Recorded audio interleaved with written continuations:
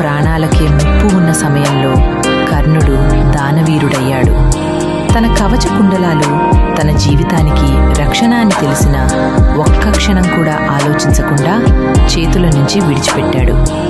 ఆ క్షణంలో అతను దానం చేయలేదు, తన రేపటి జీవితం మొత్తాన్ని ధర్మానికి అర్పించాడు. అక్కడ ఎవరూ చూడలేదు, ఎవరూ చప్పట్లు కొట్టలేదు, ఎవరూ ప్రశంసించలేదు.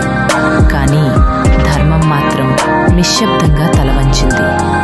విజయం అతని పేరుతో రాలేదు, యుద్ధం అతనికి అనుకూలంగా మారలేదు.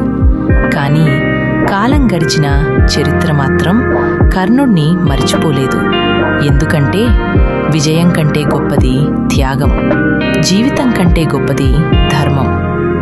కర్ణుడు యుద్ధంలో ఓడిపోయాడు, కానీ మానవత్వంలో కాదు. అతను కోల్పోయాడు శరీరాన్ని, కానీ సాధించాడు అమరత్వాన్ని.